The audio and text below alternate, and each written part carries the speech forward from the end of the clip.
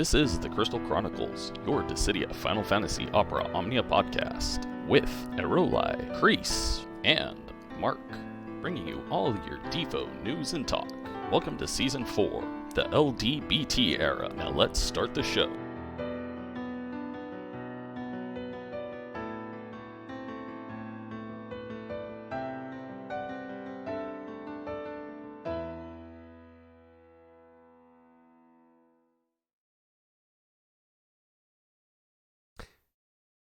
Welcome, everybody.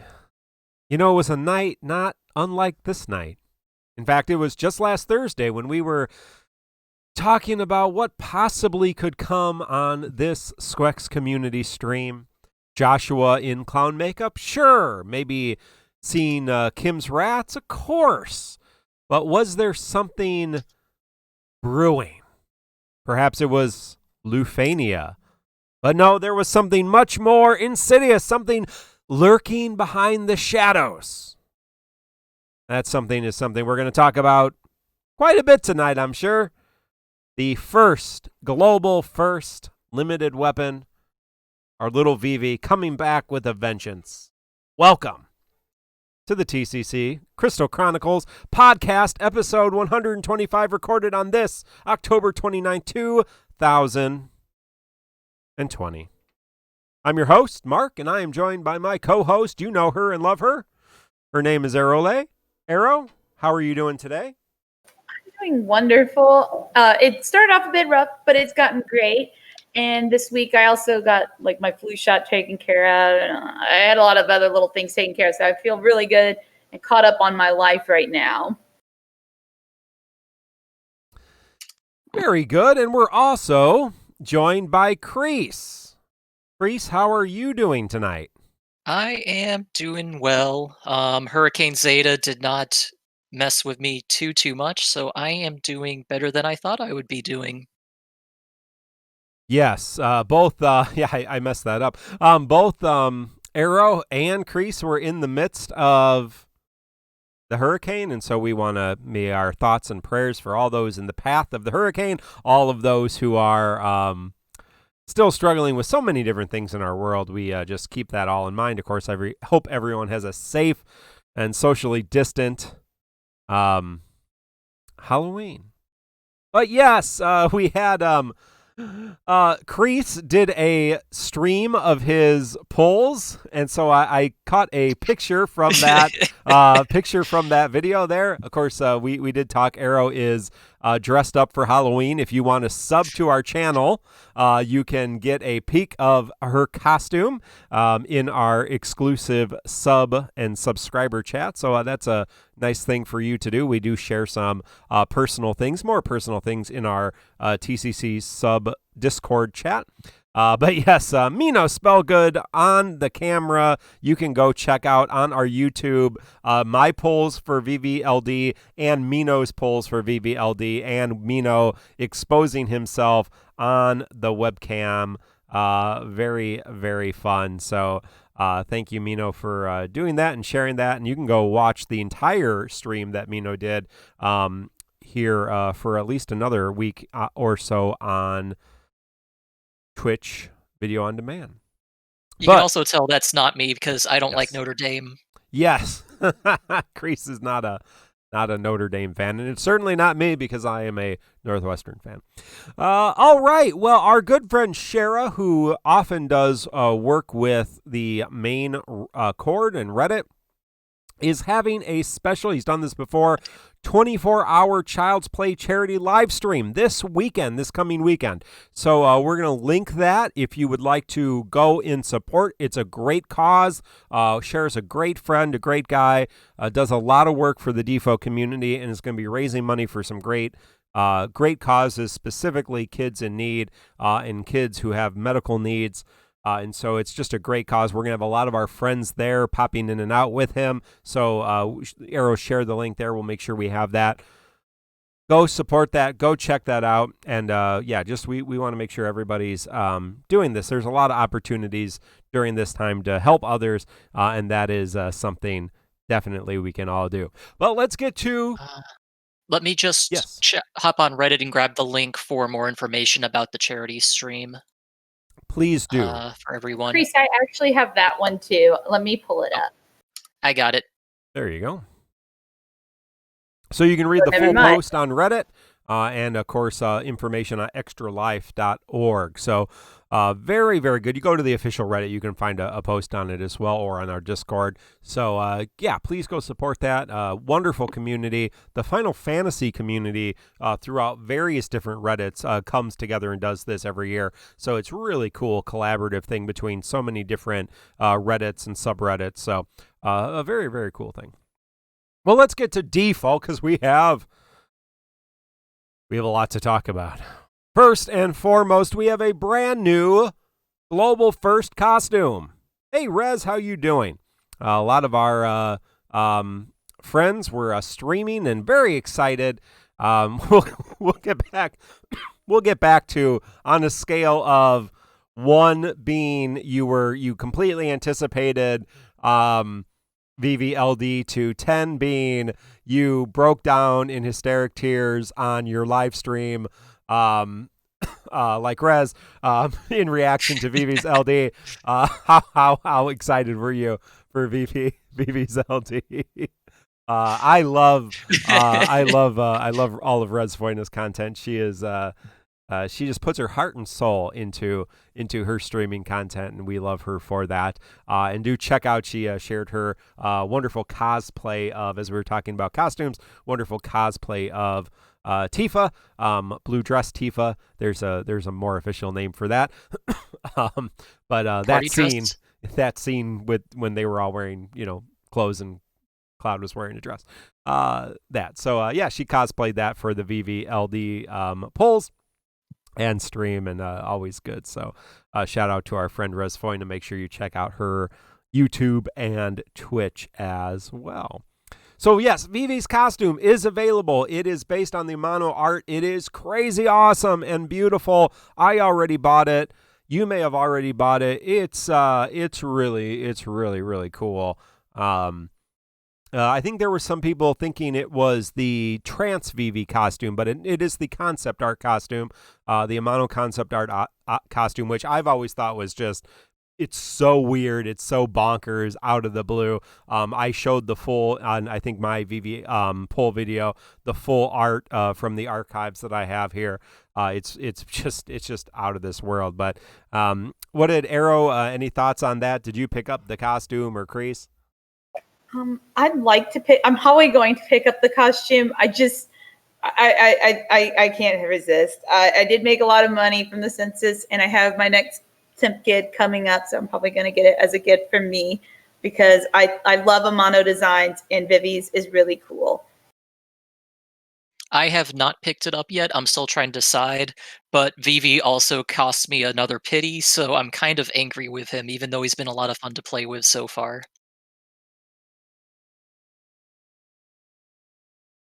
I'm sorry for that awkward silence. Lars is asking, isn't it remodeled or something? Let me show you from the archives, because they have all the concept art in there. Although this is kind of post-concept. This is, at this point, I believe the games were already done, and they gave it to him to kind of do other. So here is the actual concept art as it is in the archives in the sketchbook. So that is the costume as it is. pretty spot on, compared to a lot of our, a lot of the default, what is this, a picture for ants? I should, yes, there, I have my small camera on. Let me put the big camera on. This is great for the podcast, by the way. Podcast listeners love when I do imagery stuff. So if you are listening to the podcast, you can Google Vivi Amano art, and you'll figure it out. But yeah, let me put my large, because I'm not going to edit this out. I don't care. Let me get my large camera here and show you that here. Here it is in all of his glory. Mm-hmm. Yeah. Yep. So, I'll put that. This is awkward for me, but I'm glad you're all enjoying this. But yeah, many of the costumes that we have for Defo and Dissidia NT are Amano concept art costumes. So you might, for some of the games like Final Fantasy 5, 6, their original arts, or even 4, I think, their original artwork, after a certain point they stopped, he stopped doing like he stopped doing the pre-art and did more, kind of post-art in his style. So he already had kind of concept art was what I was thinking of.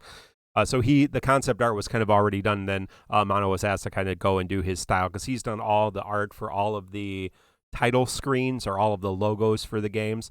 So yeah, it looks like Kefka and Vivi had a clone together. Yeah, and again, the Kefka costume, that's Amano art as well. So yeah. But it's adorable. It's done really well. It looks really good in the game. So it's obviously something. It's obviously something that has been worked on and put some time into and some love into. So thank you to the devs, whether it was the JP team or the GL team that made that happen.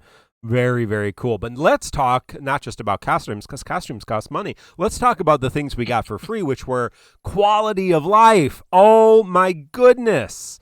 Not only did we get quality of life, we got all of the quality of life. I think every quality of life that the Japanese version of the game had that we didn't have, we got right now. Very, very cool. So we got the artifact quality of life, which we already talked about a little bit last week. We got the map update. So when we get a new Lost Chapter, a new story mode, you can go straight to hard. And when you beat the hard mode, you automatically get the prizes and the completion for the normal mode. Save you a lot of time. Character board. Now you can just press a button with your character boards and training boards and complete auto without kind of doing one at a time. It's kind of annoying. So it goes through, it claims all the treasures all at once. Battle screens. Now we have enemy percent left. So that's a new thing. Before you had the bar, and we didn't always have the bar, but we got the bar at one point. Now under the bar, it says what percent of their health is left. That's very, very useful. And now we get total damage taken. So if, for example, you have a character like Renoa who does 3 consecutive attacks or 3 HP dumps, it now combines her total. She does a lot of damage, by the way. So you can see the total damage done every single attack, even if there's multiple HP dumps. Very, very cool. So those are little in-game updates. And then Dimensions End actually has an update, which you probably won't even notice if you've already completed it, till Dimensions End Tier 17, which is you can view a list of restricted characters and attempt a new tier with the restricted characters, I believe. So a lot of quality of life updates. Arrow. Any of those, all of those, what are your thoughts about the quality of life updates? I love the map update, especially, for new players, one of the most daunting things is trying to get through lost chapters, and there's a lot of them. So now, because, with power creep, you might as well go straight to hard mode for a lot of the early LCs, and you can get all of that knocked out of the way. If you have been sitting on lost chapters because you just didn't want to deal with it for one reason or another, hey, now you can go straight to hard mode and get it out of the way. Get a whole bunch of gems while you're at it. So I love that. And also, in the future for all of us, having those lost chapters just be able to start out in hard mode. I hope this applies to story mode too. I'm assuming it does. Yeah. Man, what a time saver. You don't have to go through everything 2 times. I hated doing normal mode before because it really was just a snooze fest. And I'm so glad they have put this update in. Did we talk about, I love the art update with Moogle Pass. Thank you. Saving me more time. I'm all about saving time while I still get to enjoy the game. So thank goodness for that. I'm not sure that we mentioned that when we talked about the artifact quality of life. So now, we have the high Idogas, whatever, the new level of artifacts where you don't have to limit break them anymore. And if you have a Moogle Pass, if it's the cheaper one or the more expensive one, doesn't matter. If you have the basic Moogle Pass or the premium Moogle Pass, you get guaranteed double red when you use those new arts. So that is super cool. You can now do 10 at a time.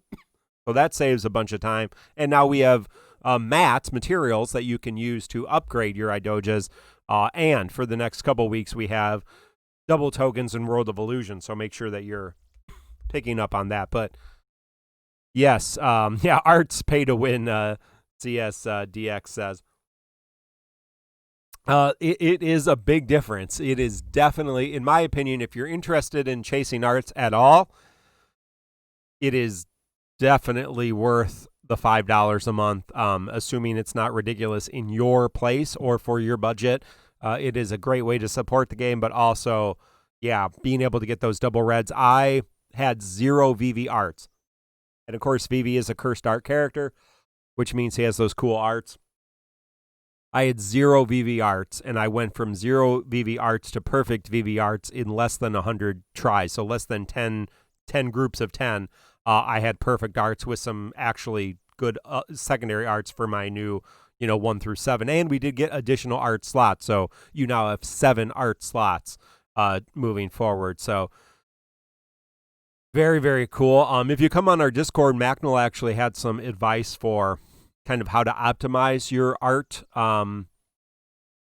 grinding and using, certain things first. So using the silver arts first. But yeah, Kreese, what are your overall thoughts about the game updates? Quality of life. I am happy with all of the quality of life changes. The ones that I have enjoyed the most so far have definitely been the auto board updates. Just being able to click auto once on a summon board and getting all of the treasures immediately, or clicking auto for a character board and just automatically mastering completely rather than having to do it 4 or 5 times to complete, has definitely been a time saver, especially because I had to go back and remaster Zidane and Lightning Boards after this recent update. That was a huge change. I definitely appreciated that a lot. I had not realized how much time I'd been wasting, having to wait for it to go and unlock them, and then wait for all the masteries. Yeah, it's so much faster now. And not having to go through and click each treasure on the summon boards is really nice. I waited to do Strago's treasure boards, collect his treasures and do his summon boards until after the update. So just going through and doing that afterwards was really nice. It was just 9 autos after getting the points I needed, and it was done. It was really easy. Yeah, somebody was saying 11 time maybe. Hero was saying, if it might be an issue in terms of on your summon board, if you auto and that automatically collects tickets. I don't have confirmation, and I don't know if anybody in chat has confirmation of what happens if you are at 999 tickets, the max ticket cap, and you go to claim all tickets. Will it lock that out like it did before, so it just doesn't claim the tickets, or does it send tickets to your inbox? It sends tickets to your inbox, I'm pretty sure. Let me double check. I had that happen already. Because I'm ticket capped right now, because I used gems instead of tickets for Vivi. So let me double check, and I will tell you. Why would anybody be max tickets? Yeah, it's a weird thing. Why would anybody? I'm ticket capped, and it sent them to my treasure chest. They're sitting in there for another 88 days. Okay, so if that's an issue, if you're worried about that, it goes that. Of course, just don't. I generally fully board people that I use. So if I haven't used a character, I haven't collected their treasures. So I got all kinds of tickets in in my character boards, because I have all kinds of characters I haven't maxed boards for.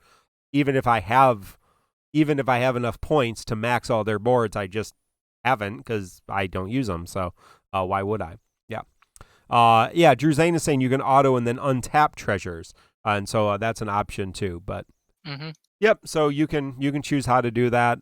Again, I just don't touch the boards unless I'm using the character, and if I do, I want I can't have a character with the white number. That would be abomination. Well, last week we did have a couple TCC challenges. The first of which was the Emperor TCC Challenge, which banned a whole bunch of people, and the extreme challenge was the Mako Reactor Flashback. Bring at least one Final Fantasy VII character. So those are the winners of the TCC Challenge regular and the TCC Challenge Extreme. I see a final ASIM on this list for Extreme, and he's here in, or they are here in the chat tonight. So check out Final ASIM, ASIM, on YouTube for all their runs. Give them a like and a sub on YouTube so you can support them. So we like to shout out our friends and so many good. So check out all these people on the DissidiaFFOO.com. Our friend Macnell helps us with the TCC Challenge, along with Kreese and Arrow and Ricky Schwa and so many other. Black Cloud helps on that as well. So yeah, we appreciate everyone doing that. When we get to the next one, there will be less people doing that. But yeah, there was a good group for this one. A lot of people had fun with this. So I believe that is news of the day. So last week, as we were streaming, we did have the Strago event where I may have said some profanity because I got his LD and Kefka's burst on my free poll. And so that was, you can go check that out too. I clipped that. That's on YouTube. But we didn't have time to check out Strago's Chaos. You may not have pulled on Strago, and you might be the better one for not having pulled on Strago, because we got another black magic user, although he's not black magic, he's blue magic. But we got another magic user, although they do very different things. Let's not be comparing Strago and Vivi, as they both do what they do pretty well. So I don't think you're going to be hurting if you have both of them. So this was something of a battle. Was this just a one-wave battle? Yeah, it was. Yeah, so this chaos fight was just a one-wave battle, and you fought what they called fierce. They are the enemies. They're a take on the enemy, the kind of behemoth enemy that has the weapon behind their back, the big sword behind their back, and they stand up and grab their sword. Although these had big hammers, that was kind of their gimmick. I believe their big thing was they gained an exceptional amount of brave and became very difficult to break until you broke them or do damage until you broke them. So, yeah, so they go from these two different stances while they're on all fours or when they're standing up. But the big thing is this Blaze Wave. Resists a whole bunch of things, absorbs a whole bunch of things, but that is canceled when you're inflicting with break. When you inflict it with break, and of course Strago has that instant break. Yes, again, they do have considerable brave damage reduction in addition to the Blaze Wave, which is magic resistance, physical and range resistance, and elemental resistance, depending on what it's doing, and absorption. But yeah, so the big thing is trying to get through that, break them, and move beyond it. Besides that, I don't think it was super. Now, you can actually look, if you go to DissidiaFFOO.com on the boss guide, you can actually look. There are different ways to see the auras, and they glow. Which is always nice in game. So there is a blue aura, and when he has the blue aura, the boss gains a big amount of brave, becomes extremely difficult to do damage to, outright absorb physical attacks and magic attacks of fire, wind, water, dark, and that is basically how when you want to instant break. Of course, Kefka's EX can instant break. Strago has several instant breaks. There are other characters with instant break. And then it has the white aura and does the strong single target attacks and gains a ridiculous 52,000 plus brave and drains brave from the characters. So yeah, you're going to have, and that has huge damage reduction as well. So there's several times throughout this fight where you just need to break the target. Strago, Kefka, Trey is great here. Gabranth can be decent here. Arden has instant breaks as well. Realm, if you equip Odin, can do instant breaks. Arrow, you're probably among the three of us the best player. How did you approach this? And any tips for this fight? Trey, because I feel like this is one of those fights they really want you to bring some cheese. Look, we have foresight. We know this is the last fight where chaos difficulty is the highest difficulty, like event-wise. I mean, I know Abyss is kind of like a global unique thing, but barring that, they kind of expected us to have some really good answers to this battle. And if you've been pulling over, the past couple months, surely you have some sort of answer to this, hopefully. So even if, you don't, you can always cheese it with a last stand party of sorts. Yeah. So just let everybody just tank the hits. But if this is considering you haven't pulled for some reason for the past 4 months, that would be one way to handle it. And I think a couple of people in our Discord did do it that way. They used something like Shantoto, Aerith, and then I'm trying to remember who the third was, but it's not coming to me. I think Garnet was the third. And that made a lot of sense to me because it's like, who cares anymore? You just, all the attacks are like, the most dangerous ones in the blue form is just a single target.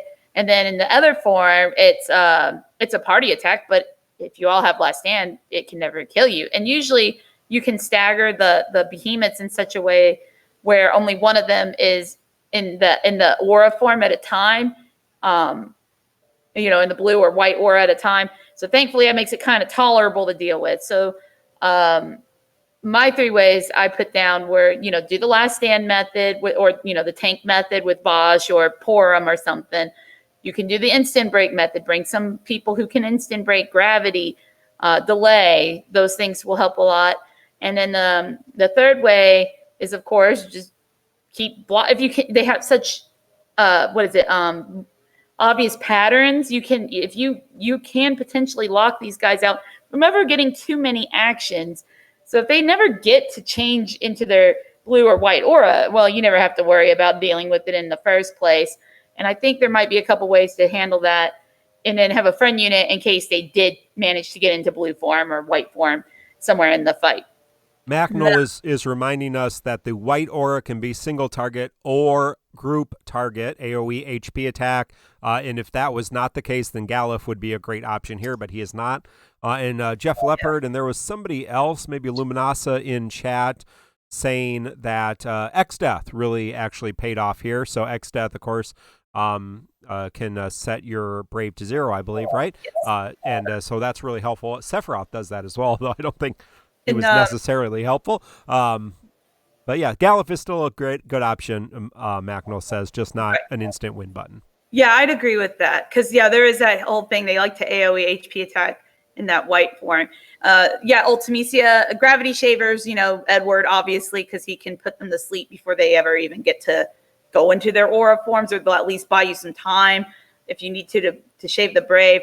I tried with Yuri, who's a little tricky because when they get into that blue aura, the shaves don't really quite work right. But another good character, obviously, is Kimari. If you can time Nova correctly, you never have to worry about the attacks. So at least there's a lot of answers to beating the fight, which is appreciated, especially for something that I think Macnol's guide said they each have 4.6 million HP, which is kind of a lot to dig through. So that's something to be prepared for as well. Yeah, they are damage sponges, right? They do, just like Emperor's fight was. Yes, it's kind of tough, but as long as you have an answer to some of the mechanics being dished out at you, you will be okay. You should be able to hit the turn count of 100 turns. It's very generous because of that. So yeah, I don't think it's a nice send off for Chaos. But I'm glad that I just had Trey to deal with this fight. That man, and I got in 5 tickets. He has paid his way multiple times already for me. So that's what I'm going to go with as the strategy options for this battle. Thank you. Arrow, Kreese, any thoughts on this battle? This was an interesting fight, and I don't remember exactly what I brought for the Chaos anymore. I think it was Arciello was one of them. Who else did I bring? I know I Edward was a good brought. option, I know somebody I brought Arden for the Cosmos, and I'm pretty sure I did not bring him to the Chaos once I realized the melee absorb issue, or maybe I did bring him to the Chaos anyways, just to try it out, and I was still able to get through it. I don't remember though. This fight was I was able to get through it, but I just can't remember exactly who I brought. But Arciella I used to shut down their HP attacks. I timed her HP silence appropriately, so I remember doing that. I brought I probably I probably did bring Emperor to help stack debuffs and take advantage of him since I did get his LD. I pulled for that. Um, I know for the challenge quest I used Kefka, Ash, and Emperor, but I know I did not bring a full synergy team for the regular Chaos. I just can't remember who I used for the regular Chaos. I was trying to remember who else was on this banner. I'm like, I know Strago and Realm are on this banner. Who is that third person for the challenge quest? But yeah, we can talk about that briefly. Yeah, I only brought it up because I was trying to remember who I used for the regular one, and then I thought mentioning who I used for the challenge might jog my memory, and I can't remember anymore. The challenge... it might have been Arden, Arciella, and Emperor was the team I used, and I just had to be careful with Arden and make sure I didn't go too crazy on the one that was in the aura phase where it absorbed attacks or melee attacks. The challenge quest was slightly forgiving. I enjoyed playing past the debuff between Emperor and Kefka. But we did have a, if you look on the call to arms at DissidiaFFOO.com, Nabil did a Kefka just EX 3 out of 3, a Strago 35 only, and Realm EX 3 out of 3. So no LD run. So, I mean, it's possible lots of budget Strago, lots of budget Ash, lots of budget Realm, if you look on that. So, yeah, but the cheapest run that I see was no LD, Kefka EX realized, Realm EX realized, and Strago 35 CP. So, yeah. So, good luck. If you're looking for help, you can come on our Discord, and we can probably help you out. Check out the boss guide by Macnol. Walk through that and run some videos, and you can figure out, what you're doing. So. There was a TCC challenge, or we did announce it not too long ago, and so I do have some winners, although we might leave it up for a little bit and then share the slides later. The TCC challenge for lots of lore banned Strago, Realm, Emperor, Ash. She was so powerful. Bosch, Arden, Noctis, Eldnarsh, Amita Tillion, Edward, Desh, Shurolata, Galif, Trey, and Arciella, and Kefka, of course. No burst. The extreme was mirror match, same ban list. Only use blue, white, and black characters, crystals, to enter the fight. No burst, no friend, summon only Spirit Moogle or Chocobo.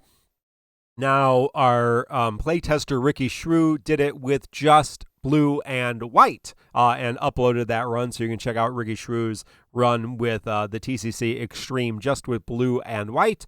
I don't know if that's in the call to arms for this yet, but let me see if it is what he used. Yes, so he used Hope, Vane, and Sarah.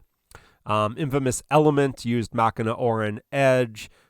Clay used Machina Porum Orin, and MZ Pro used Orin Machina Porum. So a little bit of variation. But yes, here are the winners so far. There's not a lot you can add, Ricky, to that list. There's not a lot. But yeah, there's some fun options. And throw out Kita, too. Kita used Renoa, Kistas, and Ultimisha for the regular one. So Kita would go right there. So Kita. It says Emperor LC. Do you mean Strago events for this? This is the Strago event. I just didn't change the title. So yes, these are the winners of the Strago. I will change it because I have to update it anyway, because we have some more winners. But I did want to share the few people who had already done it, but we'll leave that going for a little while longer. So good luck.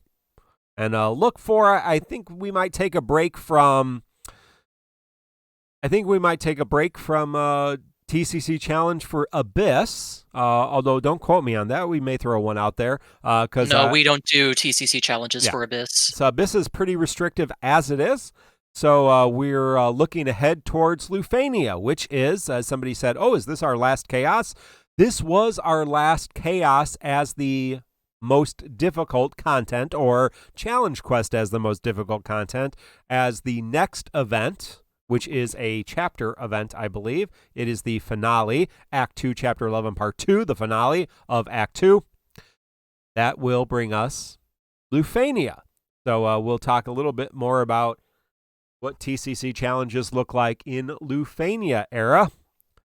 And I know they have been talking about that already. But not this week. So let's talk about the Sqex mobile stream. Sqex Joshua, always great, was dressed up in his Kefka makeup for a celebration of Kefka's LDBT. Sqex Glacy was also dressed up for Halloween. And so we had a nice, relaxing, uneventful community stream. No, it was ridiculous because we had an unexpected guest. And that was the announcement of Vivi's Global First LD, not a month from now, not 2 weeks from now, not a week from now, the next day, less than 24 hours from the time it was announced to the time it launched. Talk about hype and fast turnover. But let's go backwards and start with what else we got from the community stream. We got some rewards. We already received them. 3,000 gems, 20 tickets, 10 armor tokens, 1 power stone, and I think we got 1,000 bonus gems for the Halloween as well. In addition to that, Did we? Yeah, there was an additional 1,000 gems as well. Hey, Sqex Joshua is here, so 4,000 gems. Always a good time. We're very excited about this last Sqex mobile stream. Probably the best Sqex mobile stream in history. But we really did enjoy it. Yeah, I can't listen to the mobile streams live anymore, so I miss some of these details. Yes, we've had Res Foyna is saying Sqex Joshua's Kefka looked awesome. We've had a lot of our groups, and not only on the Sqex official mobile stream, but also a lot of our content creators dressing up as Final Fantasy characters. Of course, Josepher does some cosplaying and has done Kefka. Res Foyna, as I said, was cosplaying Tifa. Arrow is doing her best Vivi tonight. So everybody's getting into the spirit. But yes, we did get the November calendar, which introduced to us the final part of Act 2, which will bring Warrior of Light LDBT and Lufania. We also got the announcement of 8's Lost Chapter, the Kurosami event, Ultimate Bahamut summon boards, our final Ultimate summon board, Dimensions End Entropy Tier 17, Gao's Lost Chapter, and Mysterious Guy, maybe, or gal, or non-gender specific person. Big weapon holding person. Seems like they have a big weapon, or maybe they're one of those sign twirlers. It's hard to tell with the thing. Also, the announcement of the Black Friday 5-day sale. So we're going to have some more sale opportunities like we did last year. And so there's going to be the 99-cent everyday chest that you can pick up for some gems. And then you're going to get the book and ingot chests as well. And so check out for those the final week of November, or right after, around Black Friday, whenever that is, which is generally the final week of November. I haven't looked at exactly on the calendar. We also got the announcement of a Halloween campaign with a new banner with a free pull and a new Chocobo panel. And I've almost completed the new Chocobo panel. A lot of good stuff on that Chocobo panel. Between the Halloween Chocobo panel rewards and the we got stickers too. I haven't even looked at the stickers. I've snatched up all the stickers already. I don't have them on my sticker list, but I do have them snatched up. I haven't even looked at the stickers. What are the stickers that we got? I know they were saying that we got some. I didn't even remember to buy them. So how about I go and look now while I'm in game? Oh, they're adorable. We got one with Mog and his little hand up, and it says onwards. And there's another new one for 2020 where Mog has a candy apple, and he's like in love with the candy apple. I don't blame him. Candy apples are delicious. Yeah, so we got Halloween Moogle sticker 1, and yeah, he's got a little pumpkin on his head. And then, they're bomb pumpkins. Oh, that's cute. And then, that one. So they are, they're pretty adorable. So there you go. So pick up those. Pick up those if you need. There you go. There's Vivi.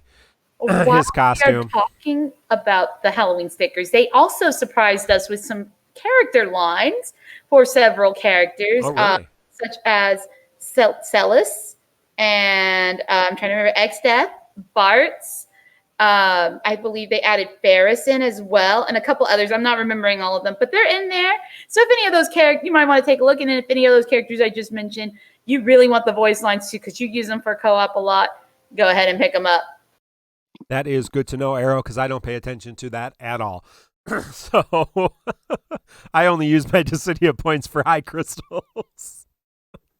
I don't buy stickers. No, but those of you who enjoy emotes and stickers, there are new ones. So yeah, check that out. But yeah, the panel had a whole bunch of rewards between the Halloween panel and, of course, Abyss, which we're going to talk about in a little bit, which was announced, a special limited time Abyss.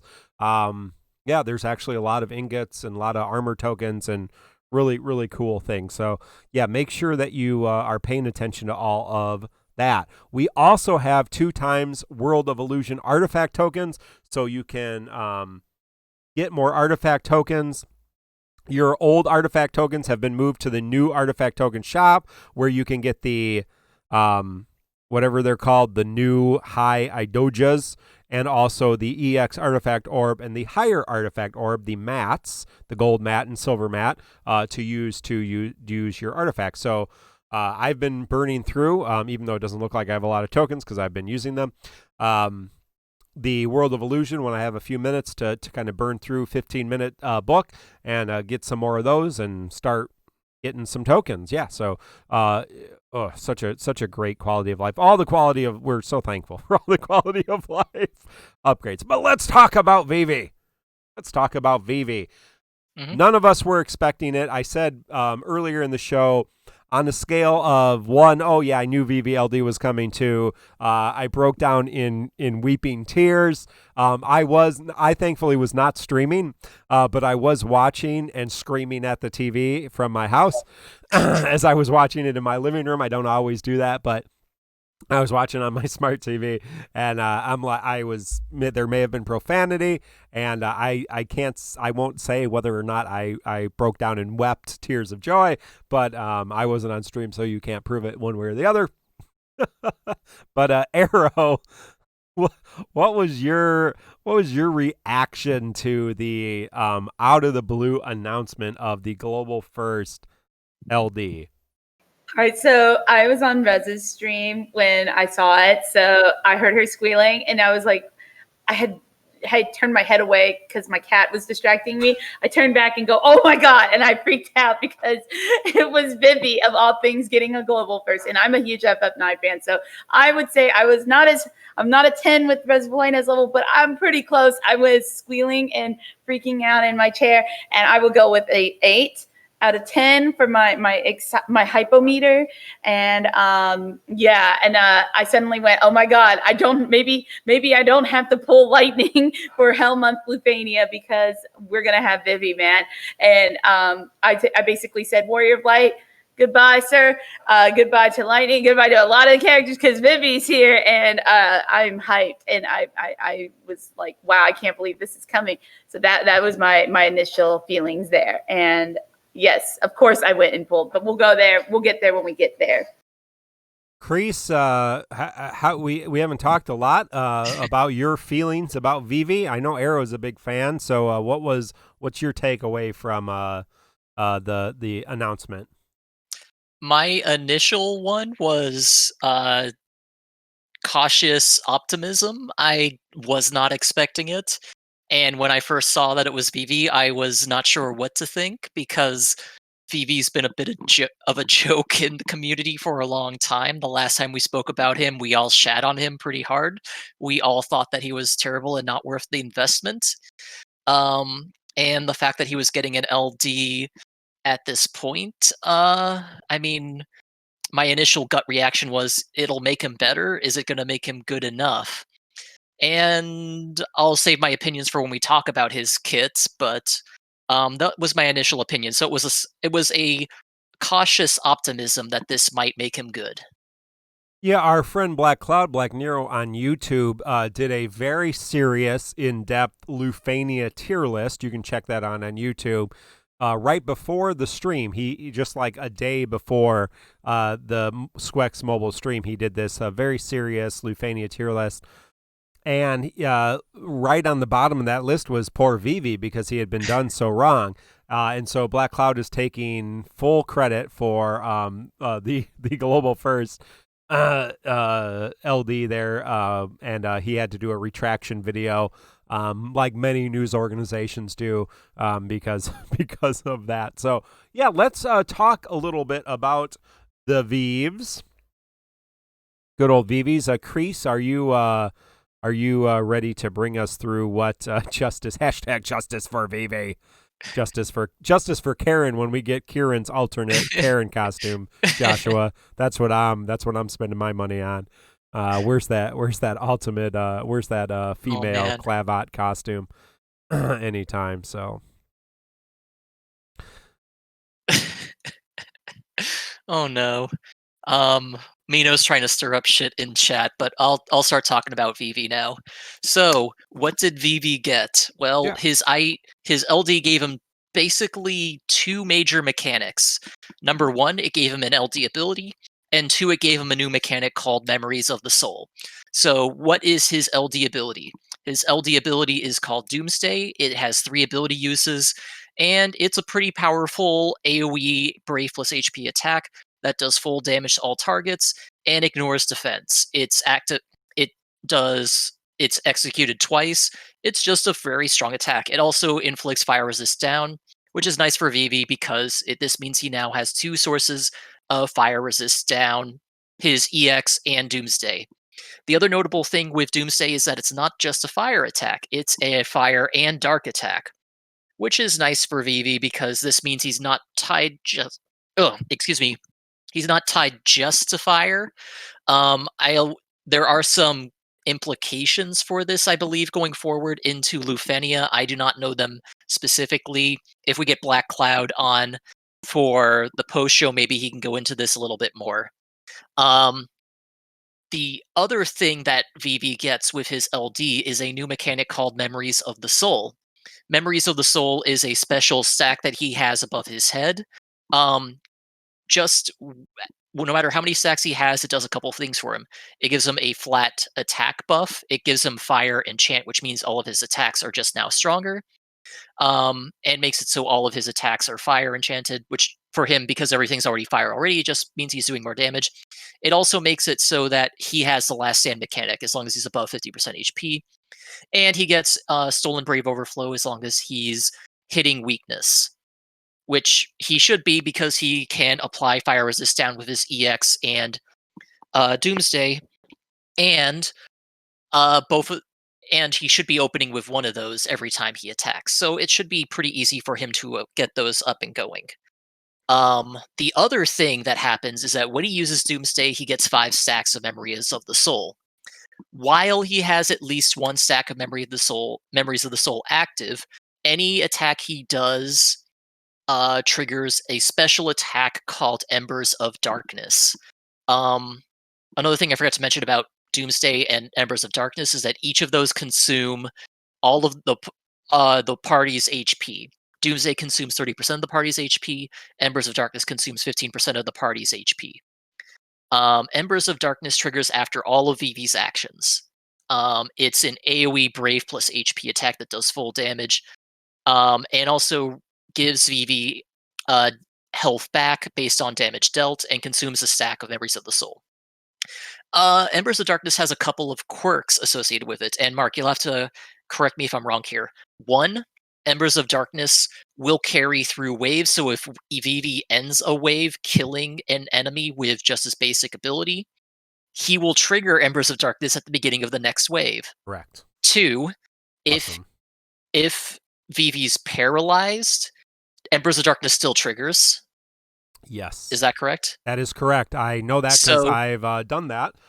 Yes, Vivi was paralyzed fighting those cat-like things with the tentacles in Abyss. So I was just playing that before the show, and so Vivi was paralyzed. It went to his turn. His turn stopped, and then Embers of Darkness triggered. So, yep, that is at least confirmed on my end. Okay. That's how it worked for me. We can play test it a little bit more, but yeah, it's pretty cool. Yeah.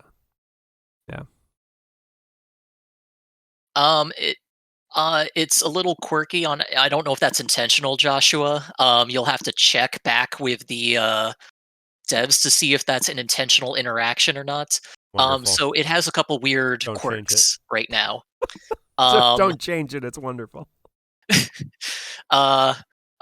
So it's very strong. In total, this means that Vivi has 15 total turns where he is following up all actions he does with a bonus damage, which also protects him from breaks afterwards, which is pretty strong. And no matter what, even if he does not have even if he does not have Sqex, he still has the last stand mechanic. He still has the fire enchant aura active. Okay, sounds good. Joshua saying it sounds like it's intentional.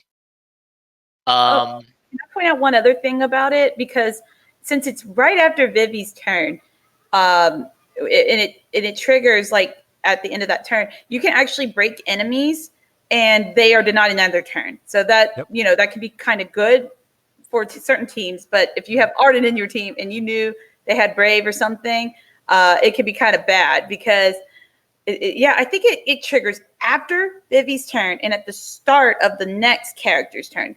That's what it seems to be doing, which is kind of weird, but that's the way I've noticed it work because it's denied enemies' turns, and at the same time, they have regenerated Brave. So that's a sign that I guess whenever regeneration of Brave occurs, which would be the start of the next, I guess, character's turn, then that's when it would trigger the Embers of Darkness. I don't know if that's how it works, but that seems to be the interaction when I was playing. Yeah, Okay. we didn't. They're talking about some bugs. Yes, Alphanaud and Emperor have some bugs currently. You can look in your notes and see that there are some bugs. Emperor is unbreakable right now, which is great for him. When he has his healthy buff on, they'll probably fix that. But Mino's trolling about Vivi's HP loss bug. That is very intentional, as that's how Doomsday worked. And it, as you can see it, I'm playing, just messing around here in Strago's Chaos. Not bringing ideal characters to Strago's Chaos, but seeing how his HP damage to the party works, which I think it's a pretty cool mechanic. So, a couple things before I pass it over to let everyone give their thoughts on Vivi so far, because I think we all pulled for Vivi and we've experimented with Vivi for the last couple days. Vivi has 15 total turns of being able to use the bonus of the follow-up abilities. This means that for longer fights, you have to plan out when you want to take advantage of that and when you want to conserve those uses. For shorter fights, you can burn through them as quickly as you want, but you need to conserve them for shorter fights. Vivi has enough longevity that he does not need to lean on them for longer fights, or he can conserve his Doomsday uses. And especially for fights where you're going to be taking a lot of HP damage and you can predict the HP damage, you might want to delay using a Doomsday so you're not putting yourself in a low health situation going into instances where you're going to be taking a lot of HP damage, especially if you don't bring someone like Bosch who can just take the HP hits. So that's something to keep in mind. I know that while working my way through the new Abyss, I've definitely put myself in risky situations because I'm sometimes playing more risky than I should by letting Vivi just constantly have Doomsday going and then someone takes an HP hit and dies. So keep that in mind too. Yeah, Final ASIM is saying, yeah, Vivi can kill Bosch, because, of course, if you're not familiar with Bosch's mechanic, when Bosch takes damage when his LD buff is active and he goes below 50% HP, he goes back to 50% HP. But if Vivi does damage to him with his LD or Embers of Darkness effect, and Bosch goes below that 50%, then Bosch can die. So it is pretty funny, and we've seen a few streamers end up dying on stream. So it's pretty funny. But yeah, it's manageable. Did I break him? Oh, good. It's manageable if you manage it, or you just don't bring a healer at all. I was running on Abyss. I was running Sephiroth, Vivi, and Bosch, who just healed himself. But it is generally good to pair Vivi with a healer, someone who can do some HP regen and some burst healing, or someone who's just really consistent with burst healing is probably the better solution than just someone who does a little bit of HP regen. Of course, for the Abyss, they pair you with Aiko, who, of course, does HP regen, but not the most ideal partner with Vivi, especially with buff management, because that is his generic buffs. His generic attack buff and his generic max brave buff are two of the best in the game, so you don't want to replace those or want to fight with those. Oh yeah, Mino's gonna come fight my bad take. I didn't disagree with you. I just said what you said, that you want to have good burst healing in addition to HP regen. You can't do an HP regen by itself, or just no healing whatsoever. The other thing to note is that Vivi does have cursed artifacts, just as a reminder. Oh, yeah. And you will want 3 copies of the buff attack speed boost 2-star. That's a pretty substantial power boost to Vivi. Beyond that, getting some charged fires and some attack 108s will help. But the buff attack speed boost is the most important artifact passive for him. Luckily, we have those new Idojas, so if you have the Mog Pass, it'll help a bit. If you don't have the Mog Pass, you'll still be able to speed up your artifact grinding just because you can fuse them a lot faster now.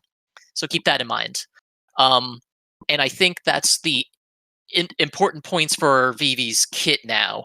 I'll let Arrow give her opinions, and then we'll move to Mark, and I'll give my own thoughts at the end for how I feel Vivi's playing now. Okay, so, there's a lot of good... Vivi's so easy to build around now. It's kind of dumb. There's a lot of funny combinations you can cook up with him. Personally, Kimari's my go-to partner for Vivi. That man does so many things for Vivi. It's dumb. You've got Nova to prevent a lot of dumb attacks that could wipe your party. He heals with skill 1 and not EX, but the LD. You got a burst heal, and then they're both pretty good bursty heals. And then you got the HP damage resist buff that it's not maybe as good as like Porum's or Bosch's, but it's there, and it's still significant enough to save your butt when it matters. And just having a lot of defense and everything is cool. Hey, Vivi just got one of the best mechanics in the game, Brave Refund with that LD. So I was hyped when I saw that. And the other thing is that I've noticed that you want to get the most out of Vivi LD. It's very good to know your boss patterns. Like, if you know when they're going to be roughly unleashing HP attacks, when they're going to do certain things at certain HP thresholds, you may want to cast the LD. You may not want to cast the LD. And that's fine. You get to choose when you are under that high risk, high reward play style 3 times in a fight. That's good. So other characters I've used also with Vivi is 9, of course, because you get the shields. You get pretty good healing off of skill 2 and the EX. And you can protect yourself from any HP attack 1 time with that clutch LD 4 times in a fight. So yeah, that's nice stuff. The other characters I'd consider, I've played with Rem, who it's good and bad because you got that speed buff thing going on. And Vivi's kind of finicky with his EX charge. So having speed up's kind of cool, but kind of not because it can mess that up. But if you do decide to use Vivi with Rem, you can go super ham with like the back-to-back turns, swapping turns over, letting Vivi take an action. you'll run out the phase really quick. And if you have another healer on the third slot, like 9 or something, you're good to go. You can do that, and you're going to be perfectly fine. So that's kind of my main thoughts. And I already kind of talked about the whole interaction with fires, the embers of darkness, which is pretty cool and unique to him. I kind of like that whole mechanic. That's pretty much my general thoughts on Vivi so far. I like him, but he's definitely not going to be for everyone. Yeah, I like Vivi a lot. He's pretty freaking awesome, actually. Bosch just takes that. Remember to heal a Bosch before he takes a big hit like that. Again, with no instant breaks, this is not the best team to be playing with this. But so this is good night, buddy.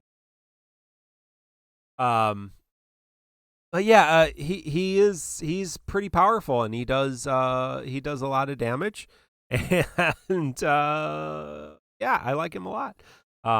So there was some conversation about speed. Doesn't speed mess up his passive? No, not particularly. I think the best rotation in terms of his speed is to do the buff attack speed boost artifact, 3 of those, which does 10% speed per buff, 20% attack, so 60 attack, 30 speed, and then remove his 5 CP speed passive. And so I think that gives you kind of the best rotation.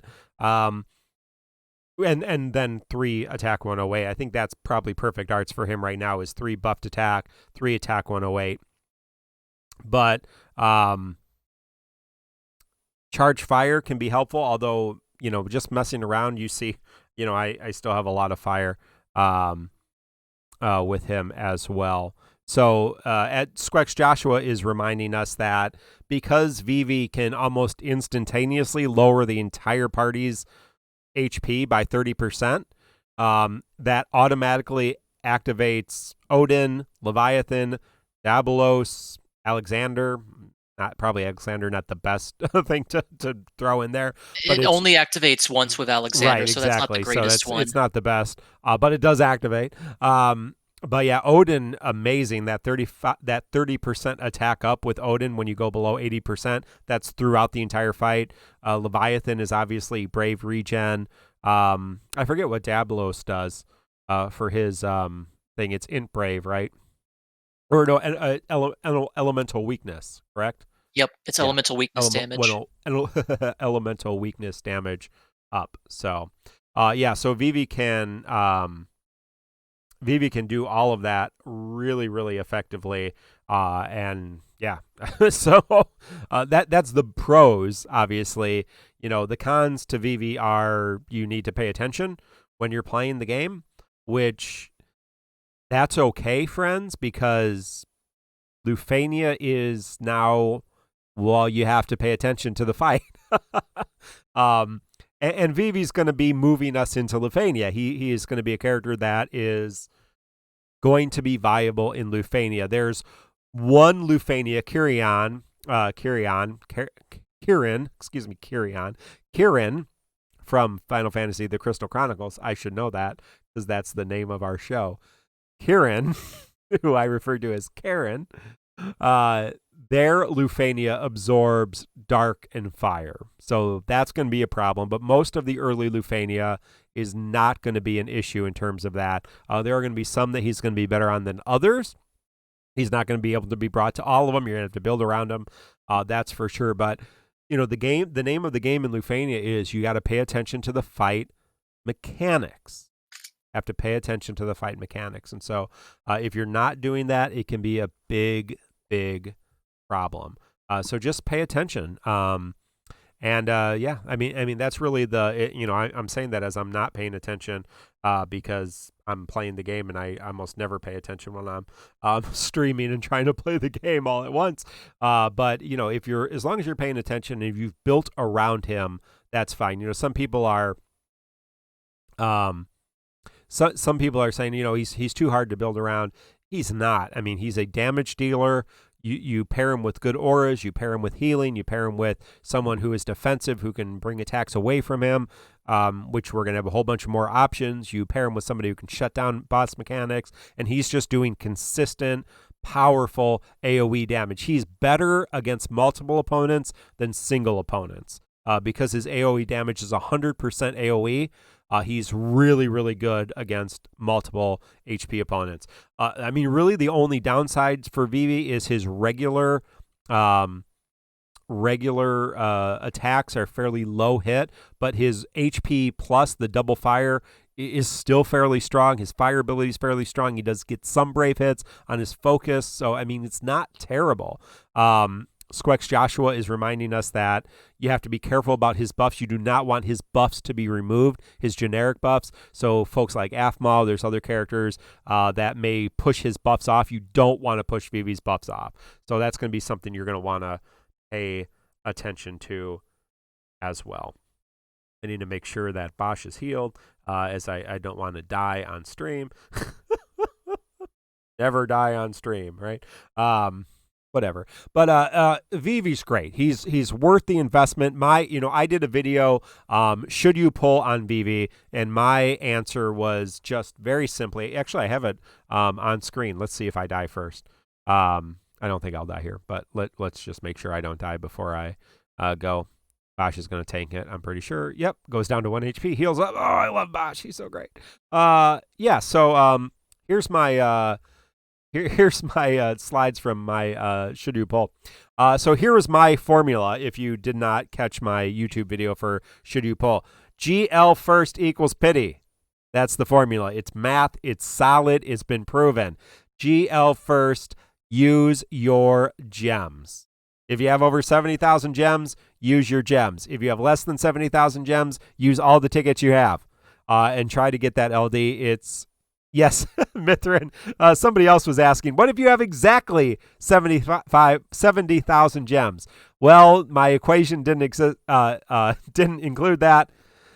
So I need to change that to if you have more than or equal to 70,000 gems, use gems because you need exactly 70,000 gems to pity because we get a free multi-pull. So pity is 70,000 gems. If you're not familiar with pity, that means if you do 70,000 gems worth of multi-pulls or 15 multi-pulls with the free pull, you can choose one item from the G token shop, and you want to choose the LD or the EX if you're trying to chase them both.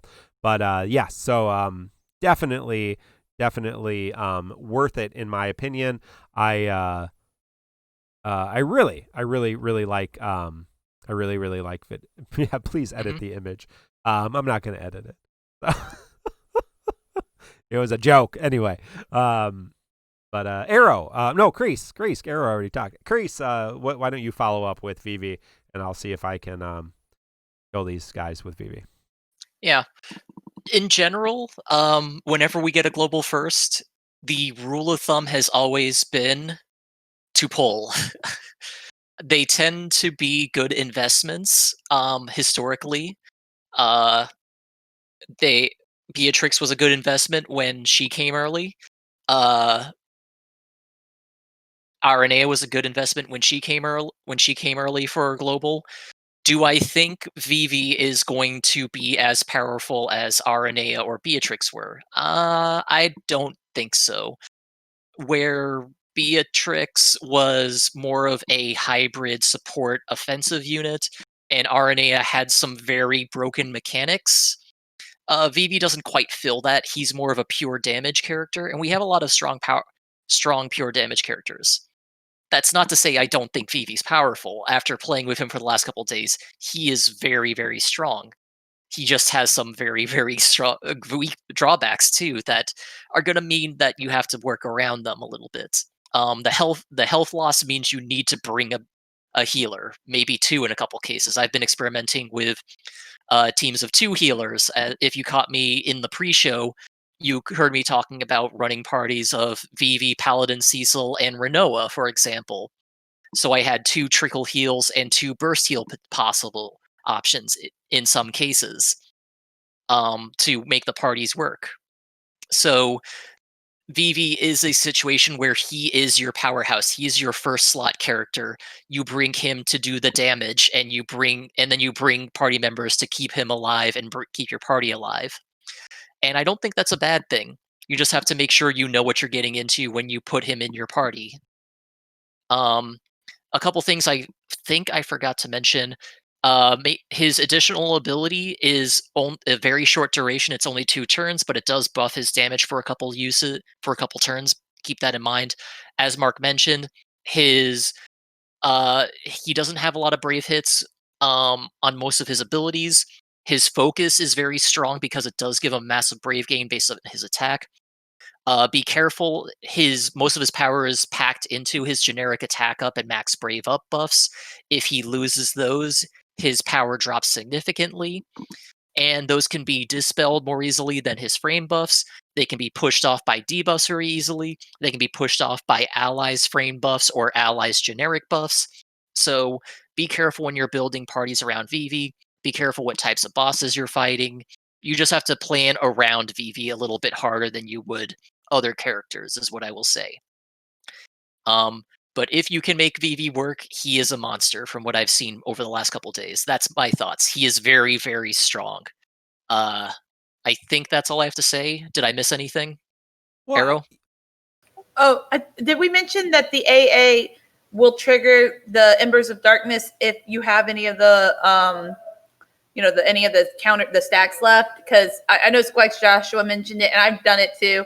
But I just want to make sure we did let our viewers know as well. Oh, that's a good point. Yes, I have not taken advantage of that myself yet, but that is true. If you have the Embers of Darkness stacks left, if you have any stacks of Memories of the Soul, it will trigger Embers of Darkness if you use his additional ability. So keep that in mind too. Yeah, there has been some conversation about, Aranea has some utility with her special crit or, her damage up ability. Beatrix had some defensive capability. But at the end of the day, I will argue this. Both of those characters were so good because their damage output was so ahead of their time.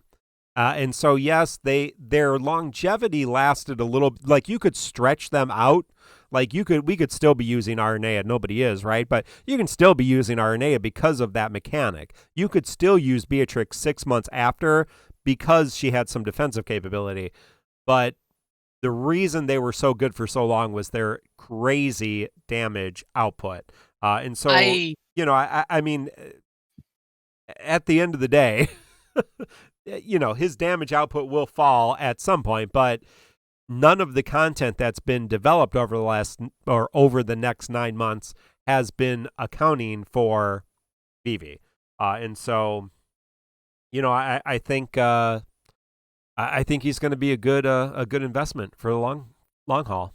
Yeah, that's fair. And this is an argument that I've had privately, and I had at one point thought about making more public on why Beatrix was as strong as she was, and there are several aspects that people have neglected to remember about her kit that made her as strong as she was for so long, but I'm not going to get into that right now.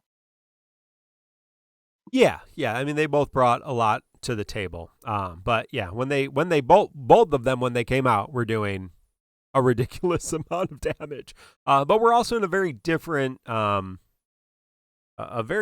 time period in terms of the game.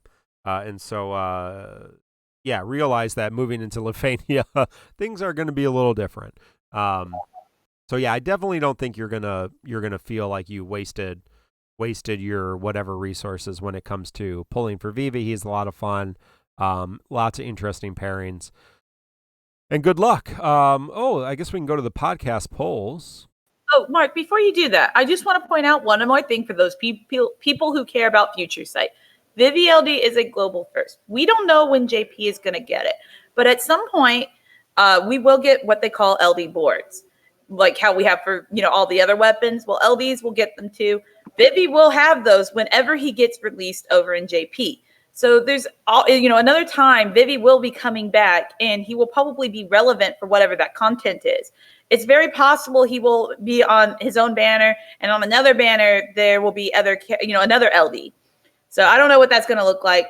I'm just saying, like, if you care about you like Vivi and you have the means to get him now, and then you can enjoy him all over again with new power when we get the LD boards eventually at some point in the far-flung future. That's a fair point to bring up, that LD boards have given a substantial boost to some early LD weapons. Yeah, so looking at the podcast polls, of course, this was kind of a last-minute podcast poll. So it's on 9 servers, and Quetzalma from MateriaBot fame sets that up for us across all of our different DissidiaFFOO servers. There were 67 people willing to pity Vivi's LD, 24 using gems, 100, and 11 using tickets, and 33 brave souls planning to #SkipVivi.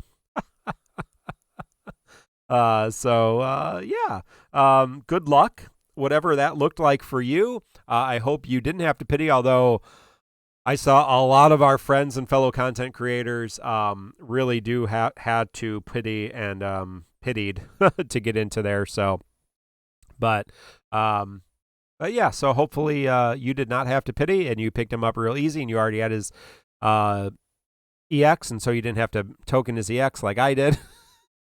Which was kind of a pain in the butt. But we also got a new event, and that is a limited time Abyss Mist Memoria. So this had 2 versions, normal and hard. There's 1 strata with 2 substratas in each version, similar fights to each version. But the first one, fairly easy. Each Abyss, if you're not familiar with the idea of Abyss or haven't gotten into it, each Abyss level has different codes, and so you have to meet the code conditions to beat the levels, to unlock more nodes, unlock more bosses, and complete the Abyss. So all of them, all the substratas, all the stratas required Final Fantasy IX characters. Of course, our banner was Vivi, Zidane, Aiko, and Steiner. So the requirements were black, green, blue, white crystals, those 4 crystal characters, dagger, longsword, or broadsword, and staff, of course, the weapons from the banner. So it was encouraging you, and you had to bring at least 1 Final Fantasy IX character. Some very good rewards for this, including ingots, armor tokens, book, materials, pages, and even 1 armor or 1 weapon token for an EX token. So very good rewards, worth doing. I went through it. I think Kreese has finished it. Arrow's finished it. I have not finished it. I'm still working on the substrata. I was busy wiping to the final stage of one of the substrata as we started, and I had to put it down. So the main floor required, and this is for the for the main event. The main floor required black, white, staff, and Final Fantasy IX character. The substrata 1 required blue, black, dagger, 9, and substrata 2 required green, greatsword, staff, and 9. So obviously Vivi was a great option for this, but there were some fights that had some absorbing magic or heavily resistant to magic, so you just needed to make sure that you imperiled, which he does in Chance and imperils, so that wasn't much of an issue. I'm not sure Steiner was the best, but he is a green broadsword, so that did that. Aiko's white, and she's okay, especially for normal. And Zidane is a great option for blue and dagger, so I used all of them fairly effectively. Sephiroth jumped in as my other green broadsword. But yeah, you can bring a lot of your... I would assume if you've been playing a while, you probably have a broad enough roster that you can fit some of your really more powerful characters to help maybe some of your weaker characters, especially if you don't have any really good Final Fantasy IX characters. But we have tons of great Black Crystal characters, and of course, if you got Vivi, yep, Garnet is green and staff and Final Fantasy IX. Kuja, of course, Beatrix, Final Fantasy IX. Yeah, will this be out? Let me look, because that fight took way too long to beat because I wasn't paying attention. and I didn't have a very good team. But this is going runs to be until November 11th. yeah. So Kurosame will be arriving as this leaves. So you will be able to bring Warrior of Light if you get his LDBT, but you will not be able to do this in waiting for Kuja, because Kuja would make this real nice too. Kuja's a white crystal user, I believe, but he gets an LD and a BT, which are pretty powerful. But Beatrix is a great sword, so yeah, So there's a lot of options. Looking through some of my teams. I used, let me see here. Kuja's red. Kuja's red. And he has a unique weapon type. I used Vivi, Bosch, and Arciella to do the most difficult tier or the final chaos. Overkill, but between Arciella and Bosch, they shut down the opponents, and Vivi was just doing consistent damage. Vivi's buffed because Final Fantasy IX characters are buffed, and who else is buffed? Not only are there things required, but in those requirements, certain characters get additional buffs. So Final Fantasy IX characters get a boost to attack and max brave. So obviously Vivi gets a lot of help and with some people with auras. So yeah, that was my final team. Again, I was just running through really quickly before the show. So Bosch, Arciella, and Vivi. Arciella for white, Vivi for black and staff. My other one was I used Squall, Zidane, and Bosch for the Substrata 1, which would be blue, black, and dagger, Final Fantasy IX. And then I used Vivi, Renoa, and Bosch for Substrata 2. Oh, no, that wasn't Substrata 2. Substrata 2, because that's the one I was just using. Substrata 2, I used Vivi, Sephiroth, and Bosch. Sephiroth's a green crystal user. So, Arrow, what did you use? Any tips and tricks for that?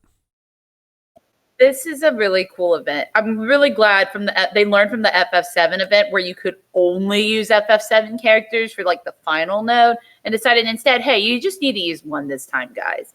And what's nice is there are a couple of FF9 characters that are very budget friendly. Like Steiner, he has that great attack down, very competent at 0-3. Aiko, kinda. Zidane, I think, has worked for some people at 0-3. So, you got some options there. And of course, a lot of people should have, if they've been playing for a while, probably built either Kuja, Beatrix, or Garnet, possibly all three of them. So there's a lot of good options here. So even if you didn't pull for Vivi or you don't want to use Vivi, there are a lot of, FF9 has a lot of great, strong characters that pull you through this event. There's also better overlap with the crystal plus weapon requirements this time. Blue staff or like white staff, that's so easy to cover. Like Porum's already got you covered, and she's super good in this abyss, because there are many times you're going to want to reduce that HP damage taken, because they just come out of nowhere and do surprise HP attacks, even if you're not using Vivi. Of course, the blue dagger came back, and then they brought back black crystal again, and I mean, like, that's amazing that they brought back black crystal again. I mean, you can cover that so easily. There's like Noctis, you've got Machina, you've got Squall, you've got Shantoto, you've got Garland, you got Kimari. I mean, it's a really easy one to cover. Even if you don't have an LD black crystal character, there's still some really strong black crystal characters in like Palom, Orin, and Zac. You got white crystal, who, we just recently got Emperor, another character that covers white staff, oddly enough. 9, who also can cover your party in a lot of nice ways. Soon to be released Warrior of Light. Vancrit and Laguna are coming next week. They'll help you with those white and blue crystal requirements also, if you happen to need new characters to get you through this abyss. So those are my main notes I wrote. But for my teams, in Substrata 3, that was the one that required the blue and the black crystal characters with the dagger user. I used Machina, Zidane, and Porum. Just knocked that sucker out of the park. The speed down stacking was absolutely bomb. I don't even remember that much of anything happening in that fight, other than I just stopped. This is why I don't really make videos with Machina, because I just stop too hard when I use them. Finale team for the Substrata 2, I used Vivi, Rem, and Pain. Very interesting team. It worked out a lot better than I anticipated because I had the speed up, speed down shenanigans between Rem and Pain. And then in my finale team for the first strata, I used Garnet, Kimari, and Lion. So Lion, unfortunately, that EX is still not fixed. Please, I'm gonna have to put in the global Reddit feedback that they need to fix that bug because it's annoying. Where even though an ally had just gone, if the enemy decides to do like an invisible buff and announces such a thing, or they announce that they're doing some sort of other action because they've hit an HP threshold, Lion will not be able to use her EX with the light version. It's very annoying. But otherwise, yeah, it was very doable. You have a lot of wiggle room. I took like 104 turns and still was like 140K over the score amount required. So my guess is you probably have about 120 turns to win it. Kreese, any thoughts on the Abyss thus far? It's been a lot more challenging than I thought. I've had a lot of waves where I've had to reset to make up for mistakes because these guys can just insta-gib your party members from break, which I was not anticipating in many cases. I've had to go back and play a lot safer in many cases, which is the reason I'm not done. I'm on the final stage of the second substrata right now. I will probably complete it probably tomorrow. I'm probably not going to get to it tonight at this point.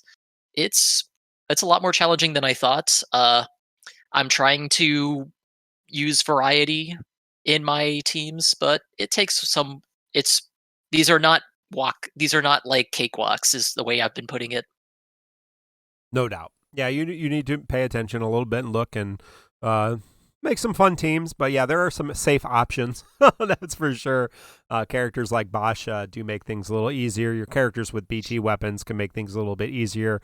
Your newer LD weapons can make things easier as well. A couple things. Don't forget, we still are getting, for a couple more days, our free multi-pull on the protagonist banner. I just did mine and got 6 golds. I don't think I've ever gotten more than this. I think this is the most golds I've ever gotten, 5-star weapons I've ever gotten on one pull.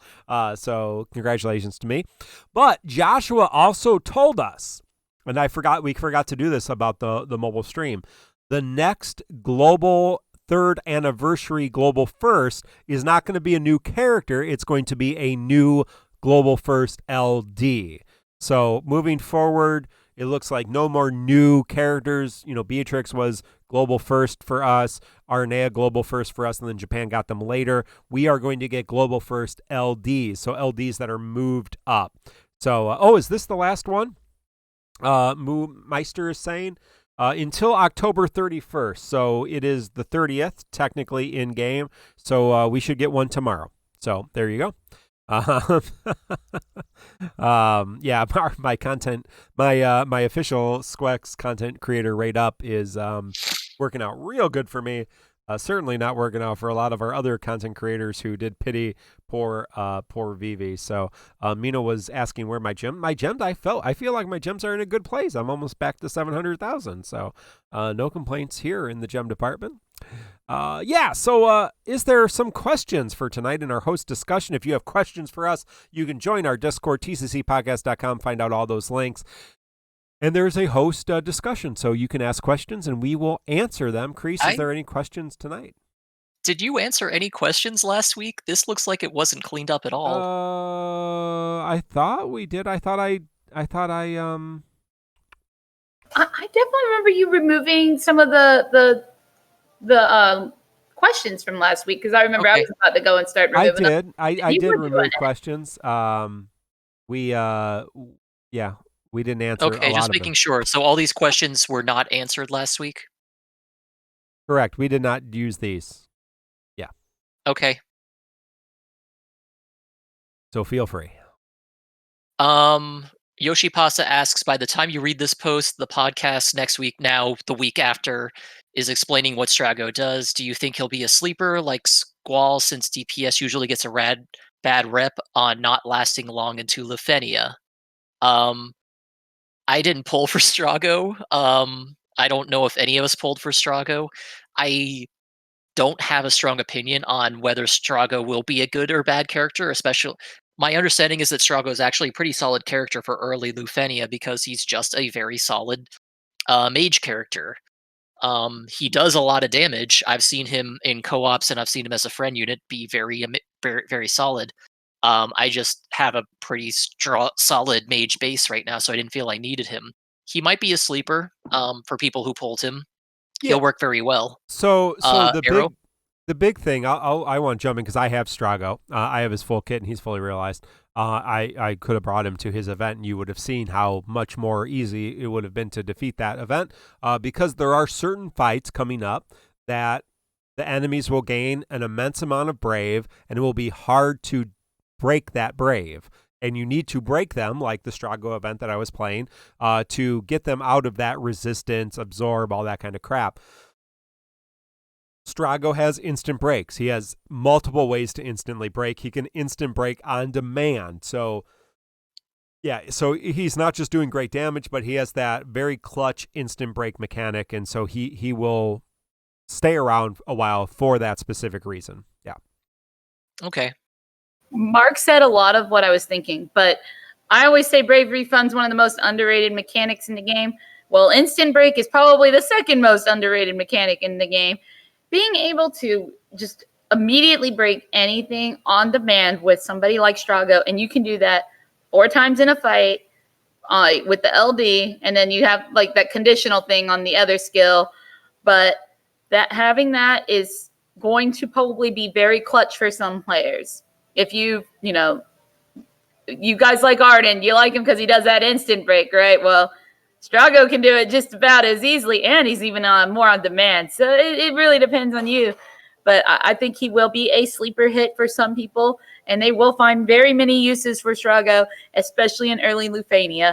And there's even ones that will be there in the midterm before, where JP is at now, where you will find uses for Strago. So I think he's a great character. I have his LD. I did not pull his EX. I got to get another EX token so I can actually get that EX, and I might just realize them to help me with some of that content in the future. Oh yeah, there's also people mentioning that in chat that Strago is non-elemental, which is an advantage. It means that he can be brought to fights where elemental characters such as Vivi might get locked out in the future, so keep that in mind. No doubt. Okay, Droman asks, we are just getting past the Eldnash Arciela Keys Prime, and they will be featured again with LD on their LCs in the coming months. The rotation of LD releases with Lost Chapters has left a good portion of the roster on the bench for a long time in the foreseeable future. Do you foresee this as a problem? Arrow? Wow. I don't know. I don't know what you can do to really address it. Well, I mean, we got global early LDs, so maybe, and also, of course, Abyss really does help us pull certain characters off our bench to use them depending on like the requirements. And it's looking like we've been getting a new stage of Abyss about every other month. I'm hoping that's what will continue going forward. I always loved reasons to use characters who have sat on my bench.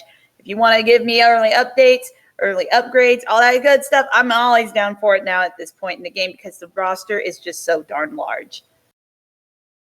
Yeah, I think this transition from the Chaos to LDBT era, or Challenge Quest era, I guess you could call it, this actually allowed you to use more of your roster than the previous transitions. Because when we switched to Chaos, a lot of characters got cut off right away. When we went to EX era, or level 100, a lot of characters got cut off right away. For this, now we're being forced to use, if you want to, I mean, Macnell hates Challenge Quest, but we are being forced to use characters in Challenge Quest that may not be so good. And the nice thing is characters are getting, what Mino says, tuning passes. So, they're going to get their LD, then they're going to get their LD boards. And so you're going to see them kind of come back. And so I think moving into Lufania, which is next week, you're going to have more options than we did moving into Chaos, than we did moving into EX era. So, I feel like it's a pretty consistent, cycle of new characters. Now, I've been pulling on everything. I don't think you have to pull as much as I've been pulling.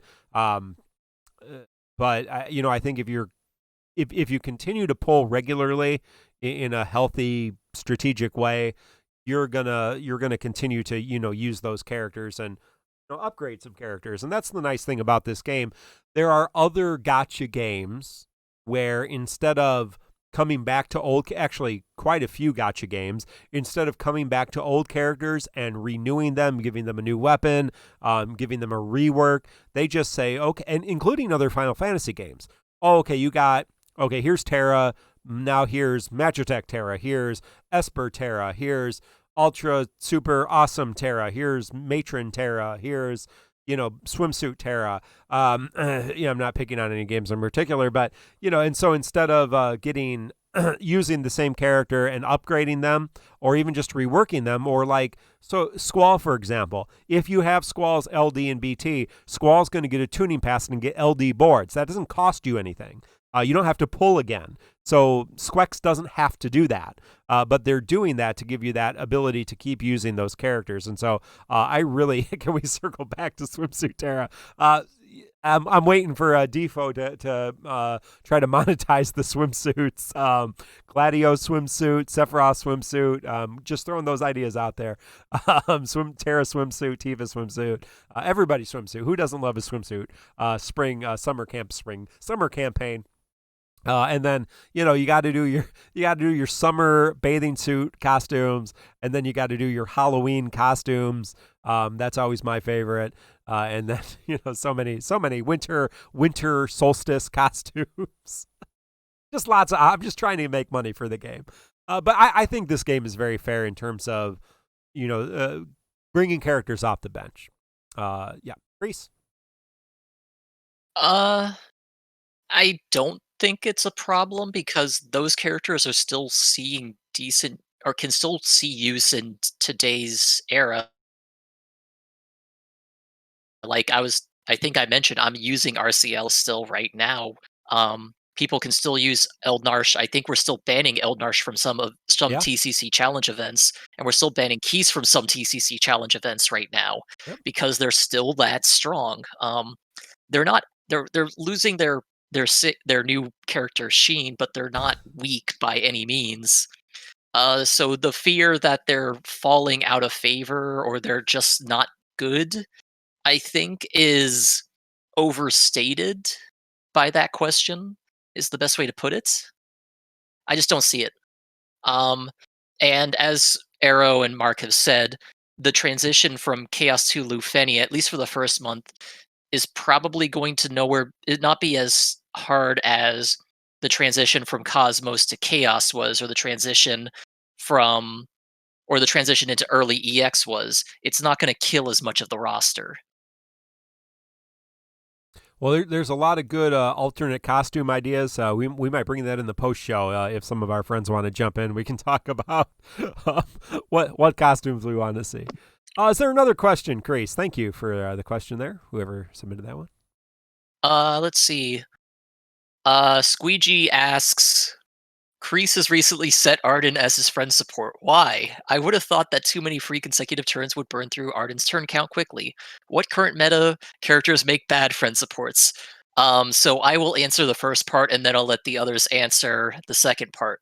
So why did I set Arden as a friend support? I was messing around with friend supports, and I set him because I figured, why the hell not? I wasn't really thinking about what I was doing, and I hadn't changed my friend support in like a month and a half, so I set Arden there. I think I've changed it from Arden to something else now. I don't remember what it is. It's maybe Kefka. So yeah, that's the reason I did it. Actually, I got to check because I got Kefka's burst, and I think I sold his EX, so that I need to double check my friend support now.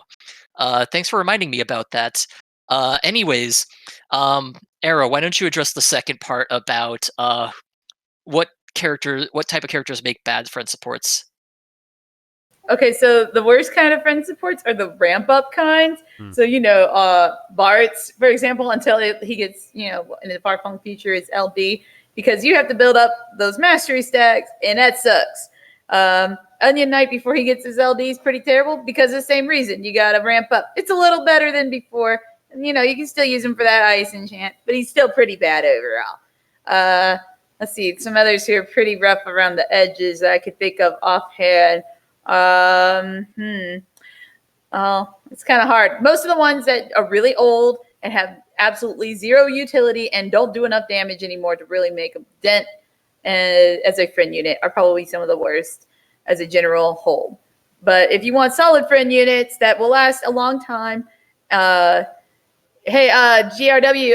Ultimisia is not so bad as a friend unit now because you can at least LD and immediately get all her stacks, unlike before she was a horrible friend unit. Terrible before that. friend unit. Horrible. I would actually justify her at least as okay now because at least she can go LD next turn EX and just wipe the rest of her turns out and she's gone. So that's pretty cool. And a very, very quick way to do a lot of burst damage. But hey, she's about to be overwritten pretty soon by a couple of others. like Kuja is about to come. General Leo's still going to be pretty solid. Garland's actually a pretty underrated friend unit because those delays and that damage is pretty snazzy. I like it. Kistis is still always a good friend unit choice. That's who I've got set for that reason. Italian, yes. Thank you, Summon Biscuits. That's going to remain a good friend unit for a long, long time to come, even if you decide you don't even want to use her anymore in your main party. Anyway, that would be my general thoughts on that. Mark, what are your thoughts on good and bad friend units? Yeah, right now my friend unit is Emperor for some reason. I don't even remember why Emperor is my friend unit because I had to change my friend unit, I guess. Moving forward, you're going to have a lot of opportunity with Lufania because I believe you get to bring friends to Lufania. You're going to have a lot of opportunity to have custom kind of friend units for Lufania, certain characters that will help with the orbs, certain characters that might help with the mechanics. Strago's not a bad option if you need instant breaks. I mean, things like that. So it's not going to be just and you're already seeing that in terms of if you go through your friends list, it's really a hodgepodge right now. When you go to summon board grinding, I think you want those when we are doing summon board grinding. You really want those powerful friend units for Bahamut summon board. If you pull Kuja's LD, you're going to want Kuja LD as your friend unit, I believe, because then people can bring Kuja LD and just tear through boards. It makes it real easy. Vivi LD is probably not a terrible friend unit. I have not played with it as a friend unit to really look on that, but I'm not really sure what the rotation would be. Maybe, it would probably be starting with LD, then EX, LD, something, LD, double fire maybe. So we can play around with that. But yeah, I mean, not the most idea, but he's doing, with his 3 LDs, he's doing massive damage. So that's good, Yeah, good question. Thank you. Reese? Got time for a couple more, probably. Couple more? Okay. Sure. LaFarl asks, are there any characters that the hosts use on a somewhat regular basis who are not fully kitted in masks and maxed, perhaps to prioritize Reese's or for other reasons? I will answer this first. There are 2 characters I use on a regular basis who are not fully maxed, and those are Lillicet and Twins. And I use them for one specific reason. I use them for trash wave farming. I use Twins because of the full AoE full hits, and I use Lillicet because she has no buffs, but she has auras that are...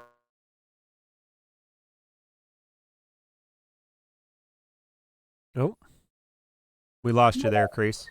We lost you, Crease. No, maybe, you know what? I had some flickering going on at one point. Maybe Crease has been hit a little harder than I have at this point. That sucks. Yeah, Crease, let me just send a message to him here. I will answer that though. While Crease is looking, and while we wait to hear from him. So I like to use characters at their full potential. But the 2 characters that I don't have fully limit broke, I guess, are 2 characters that I use for farming.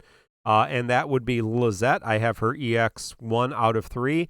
And Deuce, I have her EX 0 out of 3. And I use them with Diabolos and Squall for not summon boards, for auto farming. Because I believe Inkwelder did a wonderful video about these 3 because of the Imp Brave stacks. They do great summon board. You're going to see Squall here. Crease's internet went out. He is okay. We will We will see if he can get back on. If not, know that he is safe. Just obviously having some issues with the storms. So we will probably wrap it up, and then we'll go to the post show, and we'll hear from Chris. So that's good to know that it's just his net that's out. Because, like I said, I had flickering for power. But as for the question, I don't really have any characters I use in parties for functions like that anymore. I have a 1/3 Lizette, but I don't use her anymore in my auto farm teams. I have somebody else in her spot now. I do think because I actually purpled twins. I purpled the other good stuff like Palom. The only one I have is Kane, and I use him for when I do artifact, grind, and World of Illusions. There we go. That's mine. I have only his base kit. I have not realized his EX or anything, but he is amazing for just spamming skill 1 and just clearing in like 20 seconds, it feels like. So that's cool. That's the only character I have anymore like that, though. Well, thank you all for the questions. If you have questions for us, you can go to our Discord, www, what is this, 1990? tccpodcast.com. For all those links, join our Discord, and you can ask us questions, and we will try to get to them on air if our internet is working. Looking ahead, Act 2, Chapter 11, Part 2, Warriors of Light, which introduces Warrior of Light LDBT, and also Lufania will be next week. And I believe that will be after. I believe that's the only thing for next week. Right before that will be 8 as well. So also 8's Lost Chapter, The Power of Tranquility, will be next week on our show as well. And then the following week, Kurisame's event, The Ice Reaper, Ultimate Bahamut, Dimensions End, Entropy Tier 17, and then following that, Gao's Lost Chapter, and a secret event, and then, of course, the end of the month and the stream. So, check out Arrow on YouTube, Laylee. Check out Crease on Twitch, Crease. We have all of the links to all of our friends. So many people make this show possible, and I appreciate each and every one of them. And I appreciate all of you. Over 100 folks here tonight with us, off and on, probably a couple 100 folks off and on with us. Ryan is the Bomb 203 is here. Check out Ryan, all his great music and Chaos runs and Challenge Quest runs on his YouTube, but he does our music for us. But so many people are part of this show, and so all of our links are in our YouTube, in the podcast notes, on our Discord, and check all of them, support them, and we will jump into the post show, and you can check that out later where we just banter a little bit. But this has been episode 125 of the Crystal Chronicles, recorded this October 29, 2020. Happy Halloween, everyone. Good luck on your Vivi polls. Hope you didn't have to break the bank for that. But I hope you're enjoying that little rapscallion, the little black mage, and the big power that he brings. Until next week, this has been Arrow, Crease, and Mark. Goodbye.